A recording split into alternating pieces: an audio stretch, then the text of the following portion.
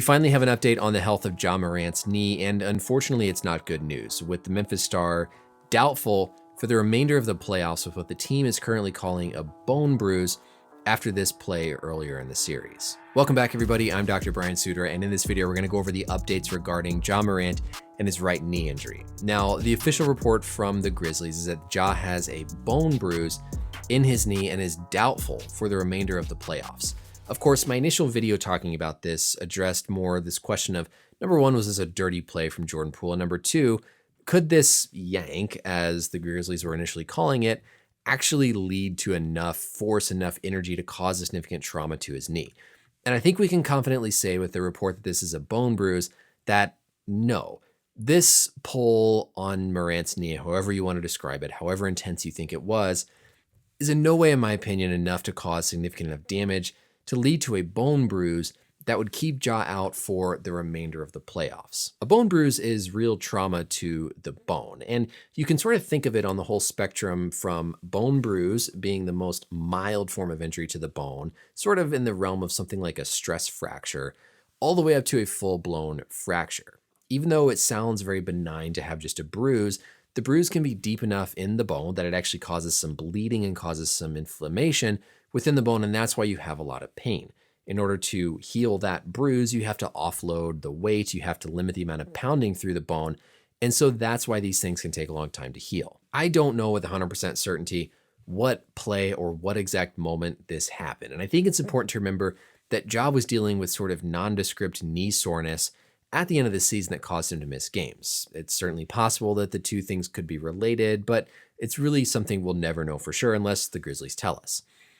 But what I can say with quite a bit of confidence, and I hope Grizzlies fans stop being so upset about this, is I cannot imagine any way that the actual pull here from Poole making contact and moving Ja's knee a little bit caused nearly enough force to result in that bad of a bone bruise. If we'd gotten to the point where we're talking about re-aggravation of something like a meniscus that was potentially already injured before, then maybe I could see a little bit of the argument, but certainly not enough force to actually contuse and sort of on a smaller scale cause microfractures in the bone bad enough to keep him out for as long as it's going to. In terms of when it actually happened, if you remember, there was this moment where Ja was sort of rubbing on the inside of his knee, kind of right in the area where the kneecap kind of slides within the groove of the femur. And then before that yank by Poole, we saw this moment where Poole's knee totally incidentally made contact with Ja's right knee in a position where you could potentially get some subluxation or some increased force on the joint between the kneecap and the femur.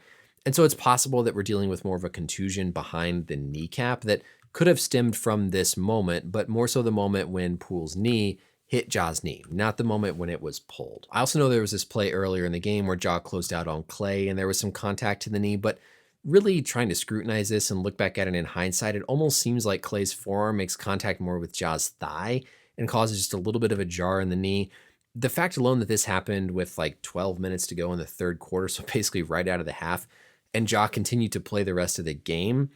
makes this lower on my list for when the injury happened. But bottom line, I think the key takeaway from this whole update is that this is just more evidence that that tug, that yank, that pull, whatever you want to call it, should not have caused enough force on Ja's knee to lead to this severity of a bone bruise. This was likely from earlier in the game, potentially the result of kind of some cumulative wear and tear on the joint, and maybe from that instance just before the pull where Poole's knee made contact with Ja's knee, potentially putting some more force through the joint of his kneecap. Bone bruises are very painful, it's a very real injury, and the bone takes a long time to heal. So even though it sounds very simple like a bruise you think you could play through, the problem is when it's the bone, there's weight going through the bone when you run and you jump, and so you just have persistent levels of pain, and so you adequately offload it so that those injuries to the bone can actually heal. That's it for the video, everybody. Let me know as always any questions or comments down below, and until next time, we'll see you later.